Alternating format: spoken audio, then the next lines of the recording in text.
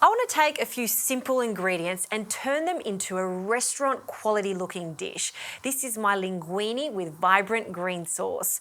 So to start with, you need 2 really big handfuls of kale. So what I've done is place the kale and some parsley into some rapidly boiling water and boil that for about 3 to 4 minutes with a garlic clove. See how soft this garlic has turned? This is what makes the sauce really nice, and that garlic's not going to be overpowering whatsoever. So this then goes into a jug, and I've just squeezed out the excess water. We'll just break that up slightly. I've used kale, but this works really well with cavolo nero, some spinach, even silver beet. To this, I'll add some freshly grated parmesan cheese. We need some acid, so I've got some lemon juice, the juice of about half a lemon, depending on how juicy they are.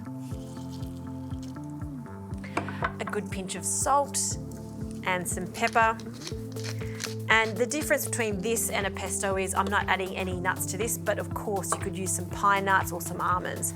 A good glug of olive oil to bring it all together. And then I'll use a stick blender to blitz it all up.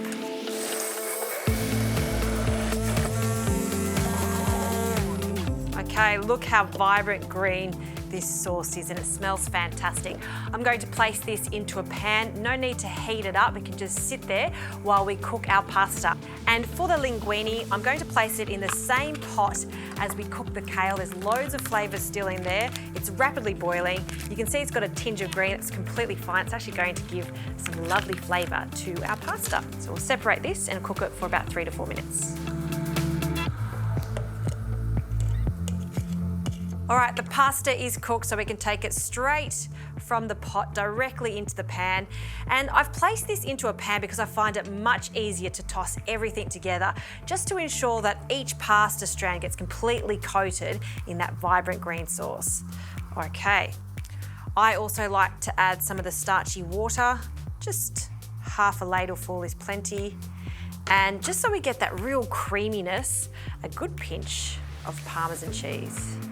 Now for the fun part, and you'll see that gorgeous colour coat each piece of pasta there. How good does that look? It smells great with that garlic and the parsley through it.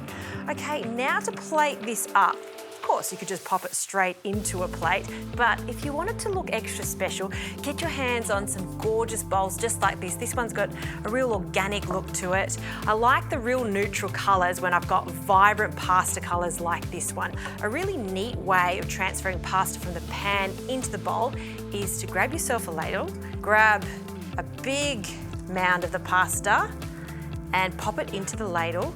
And by twirling it like this, you form a gorgeous, neat and tidy little nest. Spoon that over the top to finish it off. A little sprinkle of Parmesan on top and then around the bowl.